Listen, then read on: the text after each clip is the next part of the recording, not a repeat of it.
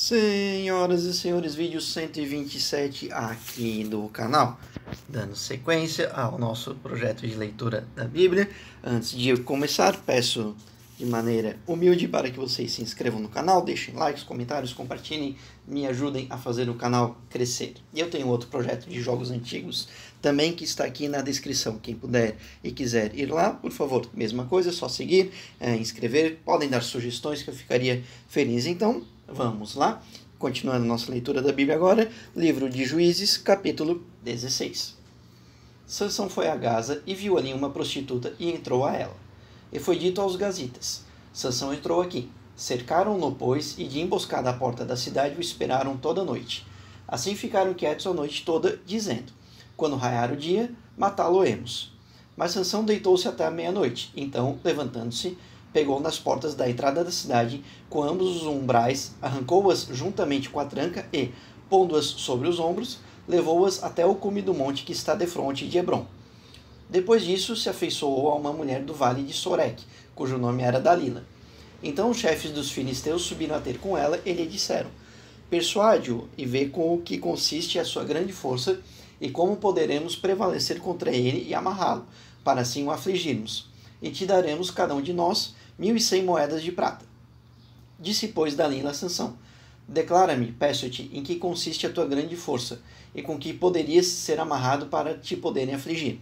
Respondeu-lhe Sansão: se me amarrassem com 7 cordas de nervos, ainda não secados, então me tornaria fraco, e seria como qualquer outro homem. Então os chefes dos filisteus trouxeram a Dalila 7 cordas de nervos, ainda não secados, com as quais ela o amarrou. Ora, tinha ela em casa uns espias sentados na câmara interior. Então ela disse: os filisteus vêm sobre ti, Sansão. E ele quebrou as cordas de nervos como se quebra o fio da estopa ao lhe chegar o fogo. Assim não se soube em que consistia sua força. Disse, pois, Dalila a Sansão: eis que zombaste de mim e me dissestes mentiras. Declara-me agora com que poderia ser amarrado.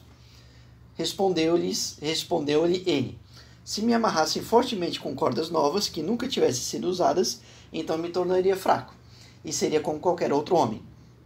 Então Dalila tomou cordas novas e o amarrou com elas, e disse-lhe: os filisteus vêm sobre ti, Sansão. E os espias estavam sentados na câmara interior. Porém ele as quebrou de seus braços como um fio. Disse Dalila a Sansão: até agora zombaste de mim, e me disseste mentiras. Declara-me, pois, agora com que poderia ser amarrado. E ele lhe disse: se teceres as 7 tranças da minha cabeça com os liços de teia. Assim ela as fixou com um torno de tear e disse-lhes: os filisteus vêm sobre ti, Sansão.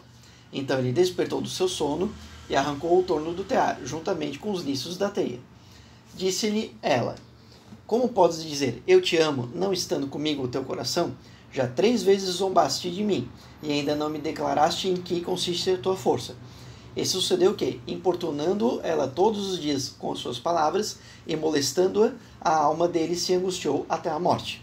E descobriu-lhe todo o seu coração, e disse-lhe: nunca passou navalha pela minha cabeça, porque sou nazireu de Deus desde o ventre de minha mãe.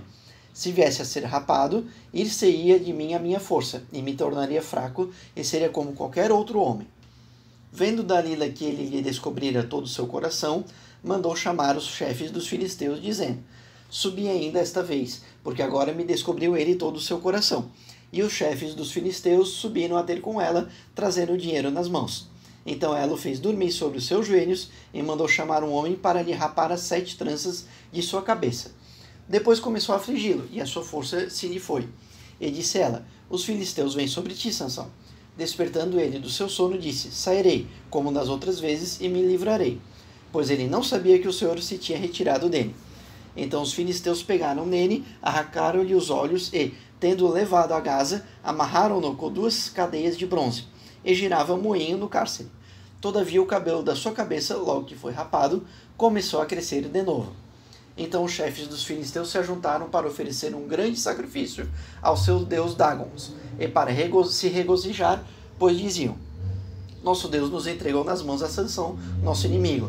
Semelhantemente o povo, vendo, louvava ao seu Deus, dizendo: nosso Deus nos entregou nas mãos o nosso inimigo, aquele que destruía a nossa terra e multiplicava nos nossos mortos. E sucedeu que, algemando-se o seu coração, disseram: mandai vir Sansão, para que brinque diante de nós.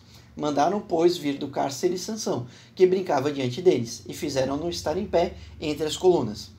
Disse Sansão ao moço que lhe segurava as mãos: Deixa-me apalpar as colunas e que se sustém a casa, para que me encoste a elas. Ora, a casa estava cheia de homens e mulheres, e também ali estavam todos os chefes dos filisteus, e sobre o telhado havia cerca de 3.000 homens e mulheres, que estavam vendo Sansão brincar. Então Sansão clamou ao Senhor e disse: Ó Senhor Deus, lembra-te de mim e fortalece-me agora só esta vez, ó Senhor, para que de uma só vez me vingue dos filisteus pelos meus 2 olhos. Abraçou-se, pois, Sansão com 2 colunas do meio, em que sustinha a casa, arrimando-se numa com a mão direita e na outra com a mão esquerda, e bradando: Morra eu com os filisteus! E inclinou-se com toda a sua força, e a casa caiu sobre os chefes e sobre todo o povo que nele havia. Assim foram mais os que matou ao morrer do que os que mataram em vida. Então desceram seus irmãos e a toda a casa de seu pai, tomando-o, o levaram e o sepultaram entre Zorá e Estaol, no sepulcro de Manoá, seu pai. Ele havia julgado a Israel 20 anos.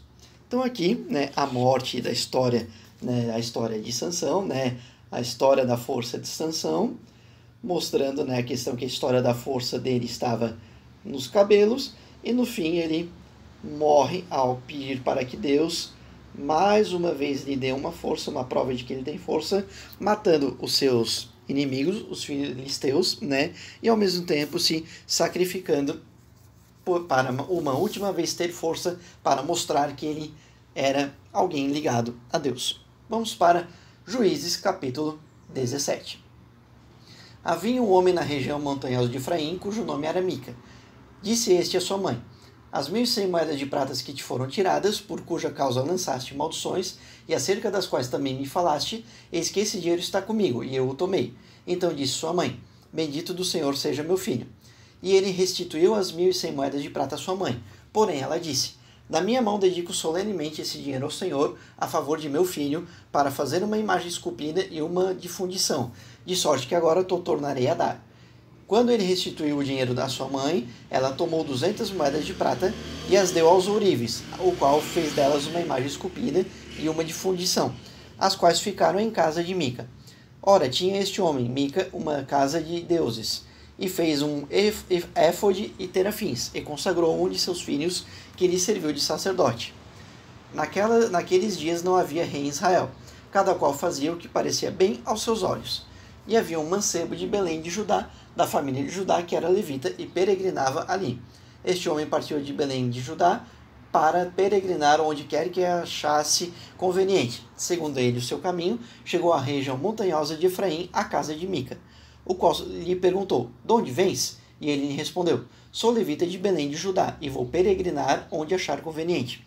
Então lhe disse Mica: Fica comigo, sê-me por pai e sacerdote, e cada ano te darei 10 moedas de prata, o vestuário e o sustento. E o levita entrou. Consentiu, pois, o levita em ficar com aquele homem, e lhe foi como um de seus filhos. E Mica consagrou o levita, e o mancebo lhe serviu de sacerdote, e ficou em sua casa. Então disse Mica: Agora sei que o Senhor me fará bem, porquanto tenho um levita por sacerdote. Então aqui um novo personagem aparecendo, a história de Mica, e ele trazendo um levita para sua casa, Mica e o levita. Vamos ver o que vai acontecer a partir de Juízes, capítulo 18.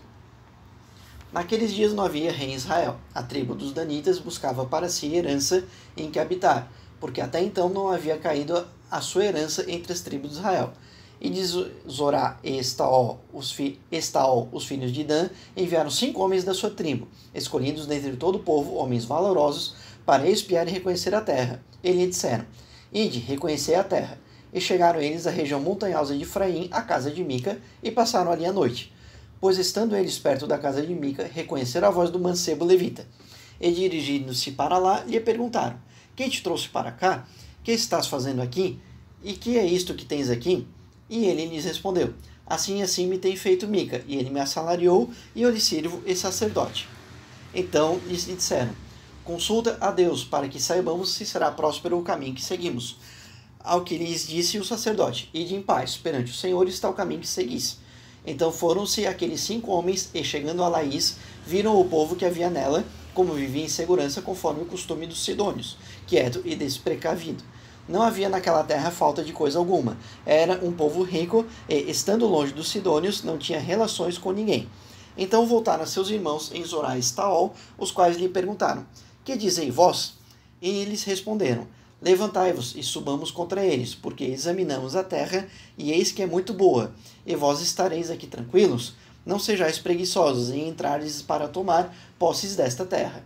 Quando lá chegardes, achareis um povo desprecavido, e a terra é muito espaçosa, pois Deus vos entregou na mão um lugar em que não há falta de coisa alguma e que há na terra. Então 600 homens da tribo dos danitas partiram de Zorá e Estaol, munidos de armas de guerra.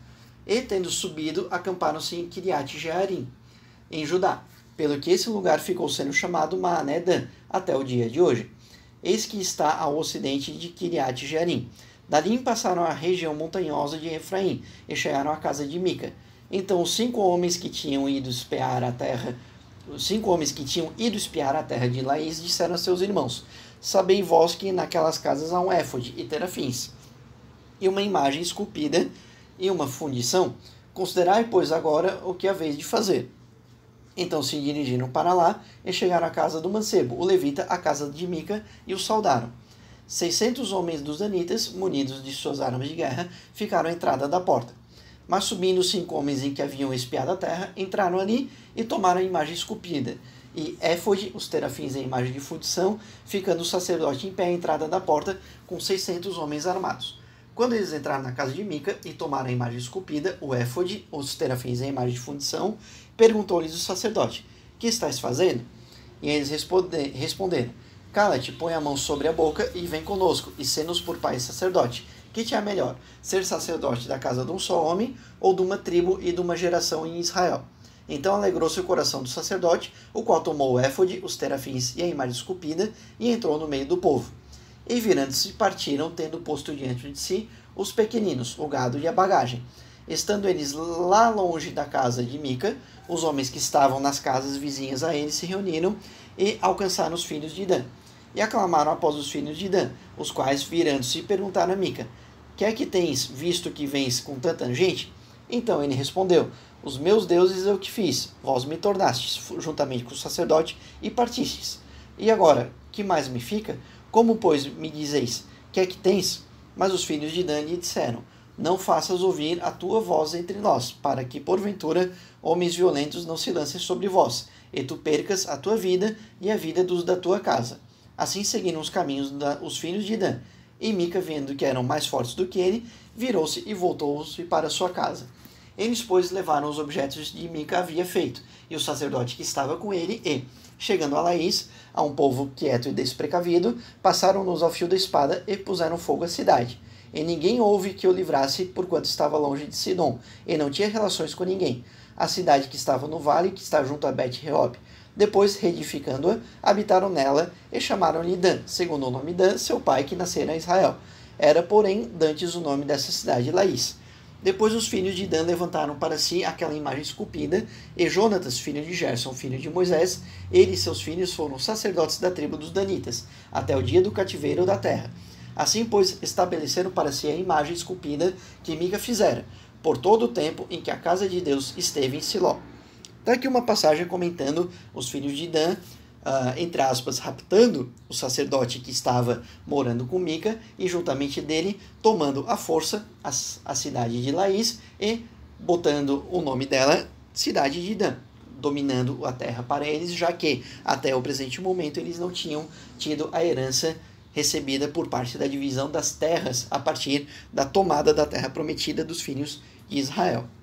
Então essa era a nossa leitura de hoje. Estamos avançando aqui, é um livro que mostra muito essas mudanças, tomadas de posse de terra à força por parte dos filhos de Israel e a relação meio conturbada deles para com Deus, certo, gente? Então ficamos por aqui, né? Agradeço quem tem acompanhado até então, peço novamente que se inscrevam no canal, divulguem o canal, divulguem os vídeos, comentem, compartilhem, curtam se possível e nos vemos no vídeo de amanhã. Até lá!